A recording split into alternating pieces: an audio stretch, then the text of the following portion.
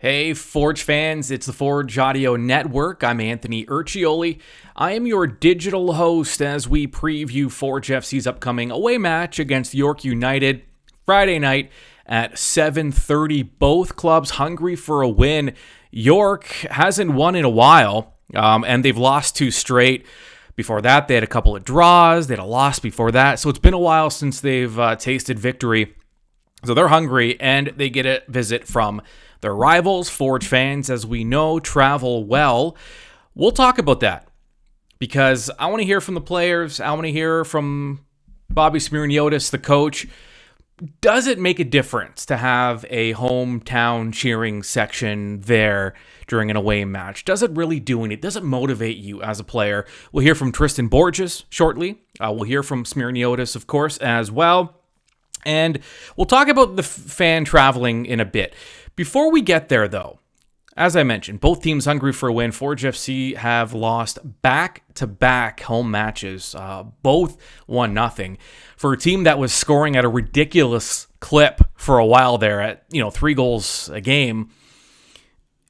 Okay, we knew that wasn't going to be sustainable, and we've already said it multiple times this season. Things are never as good or as bad as they seem. And they looked bad early, then they looked really good, and then they've looked bad the last couple of matches, especially when you look at the result. Forge will tell you, though, the chances have been there.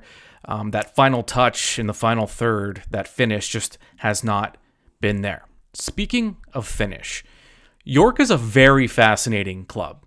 By the way, I should just point out, if you're watching this on YouTube, you'll see my 14-year-old puggle rescue behind me on the couch.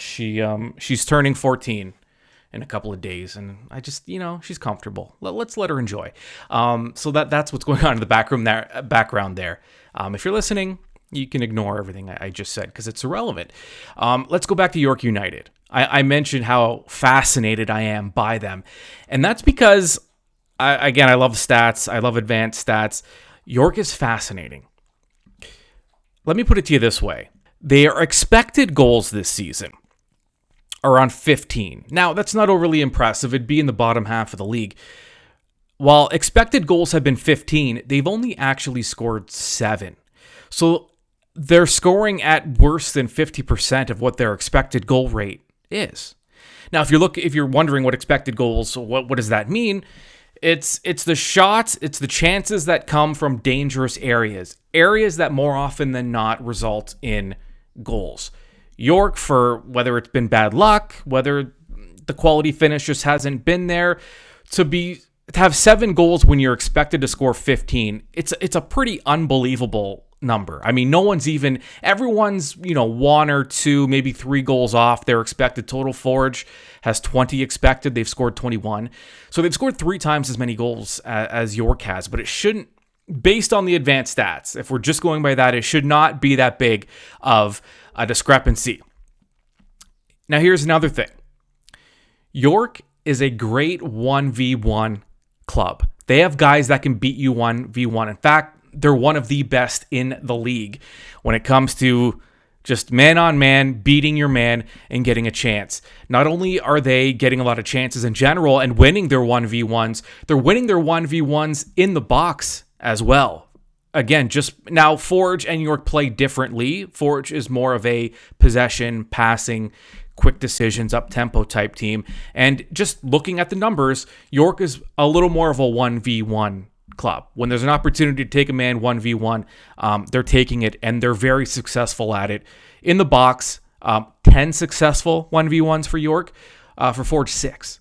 Overall, successful 1v1s, 129 for York. That's a tie for, that's just one off the league lead. The leader has 130. So they have 129. Forge is 115. So York can be dangerous 1v1, and yes, Forge plays differently in their attack, but that needs to be noted. Also, York lead the league in red cards. They have 3.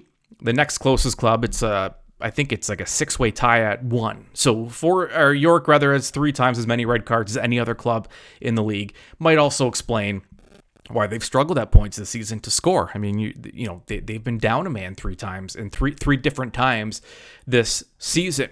Now, here's where the two clubs really do separate themselves. Forge FC, we know how they like to play. They are far and away, not only do they pass more than anyone else, these aren't just they're successful passes. Forge is better than 85% on their pass completion rate, which is an amazing number. York is at 78. They're second worst in the league. So York is not a club that's comfortable playing that Forge style of possession, up-tempo, quick passing. That's not really their game. Their game is more 1v1, and Forge, of course, knows that going into this match. Let's hear from Forge FC head coach and technical director Bobby Smyrniotis and his thoughts on why there's a discrepancy when it comes to York in how many goals they've scored and how many goals they've been expected to score based on the advanced stats. Yeah, that one is it's always a tough one because then you're looking at a lot of different metrics and how those expected goals are calculated, where certain shots are coming from or the passes. So that's a long conversation that we can all have a little bit on the side. But York is a resilient team. We can talk about the goals that they haven't scored, but you got to look at also the goals that they don't allow. They're a very well organized team, very robust in the way they defend, and they counter very well. We've also learned in these last couple of games that that can work for some teams. The thing we know though is when Forge and York are playing, it's always an excellent match. There's always good, entertaining football happening on the field. We always try and bring our brand to the match, and I think that's what will make things interesting tomorrow. For them, they've struggled in the last few games, and it's an important game for them, and it's a very important game for us. And I think that's the important thing for both teams on Friday night. Bobby, you kind of mentioned it there, but this is the third straight match where you'll probably come up against a side playing in a low block that might cede possession to you guys. What are the keys to doing things differently in this one to obviously find the back of the net and maybe create a few more chances than you have over the past few games? Yeah, we have to be quicker. That's what it has to be. It's not only the last couple of games, but it's many games where we're facing teams that are playing in a lower block a lot more than previous years, and I think we've seen that across the league this year. I think there might be a bigger focus on teams trying to get the 3 points, and it's many times it's easier to do it that way than to be intricate and play a lot of football. That's the toughest way of sometimes doing it. So we either have to be quicker with the ball, or I think there was an episode years ago on The Simpsons where one team was on one half of the field, one team was on the other, and they just passed the ball back and forth, both sitting in a low block, and we see what happens.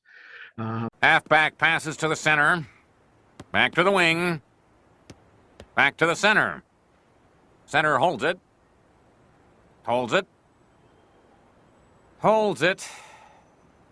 And we just keep on doing what we have to do and being quick. But I also think York needs to come out tomorrow, and York needs to play. They need to come out and try and find a way to get 3 points, and maybe that opens up certain spaces. But for us, we're a team that sticks to the principles, and the good, the bad, and the ugly, as they say. We're going to stick to what we do and just keep on doing it.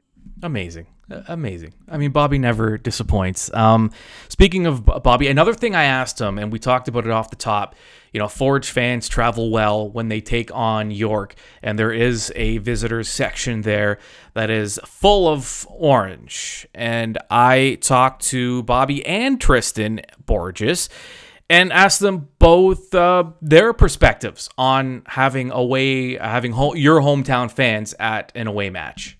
Yeah, 100%. Anytime you can get some vocal support at an away match, it makes a difference. And to be honest, our supporters who come down there in the hundreds every game that we've played there, they're vocal. We can hear them.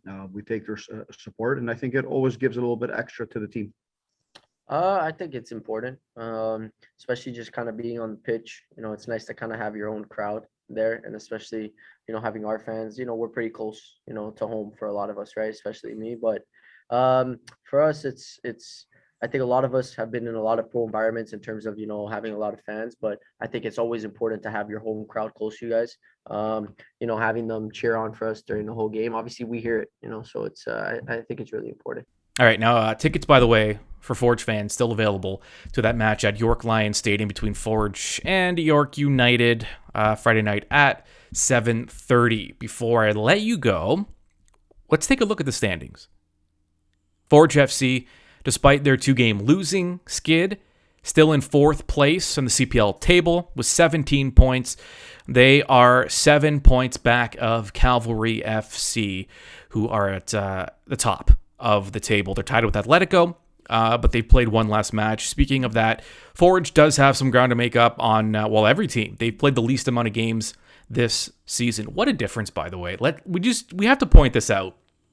A club that was playing 2-3 times a week for, almost 3 years there are these long layoffs. They had 10 days off at one point. There's a 13-day break coming up. You wonder how that's affecting the club. And we may never know for sure how it is because, there's never one reason for anything. But York in the 7th spot. They're 1 point out of last place. They've played one less match than FC Edmonton, but they have struggled, and specifically, they've struggled to score goals, but a very good defensive club. They are tied for the league lead when it comes to goals against per match. And it's interesting to point out because Forge, and I believe Bobby touched on it, but Forge has played, I think this will be their 3rd match in a row now where they're going to be playing against that low block with at least 4 guys lined up and just trying to clog the passing lanes and slow Forge down and hope for a mistake and a turnover and a counter. And York, that's going to be part of their game plan. It's worked the last 2 matches against Forge. Now, Forge will say they haven't executed, and they haven't because they've been able to beat that block before. This isn't the first time they've had to face it, but it's hard to. It's really hard to break down. That's why teams use it at all levels, and it's a very popular and it's a very, let's say, efficient way to defend and create turnovers into offense on the counter. So Forge will be playing into those blocks again, and I can tell you they've been working on it in training for weeks now, breaking down those blocks and finding some windows and some of those soft spots in between coverage. Stage is set. Keep it locked onto the Forge Audio Network. Subscribe on YouTube, or you can subscribe wherever you get your podcasts. Subscribe both, video, audio, however you want to get your Forge content. It is available to you, and we have some great stuff for you. There is a focus on Forge that is available, but it was recorded on location at Tim Hortons Field during the Forge FC Youth Soccer Skills Clinic. And we spoke to some players who are actually coaches in that setting, and to some of the kids as well, perhaps some future Forge FC players. Also, stay tuned for the 3 keys to the match. Okay. Tune into One Soccer to catch Forge FC and York United if you aren't going to be there live at York Lions Stadium. We'll talk to you soon. We are the Forge, the mighty, mighty Forge. You just don't think you understand. Forge FC is prepared, and now you are informed. This has been Match Day Preview with Anthony Urciuoli on the Forge Audio Network. Subscribe on Spotify or wherever you get your podcasts.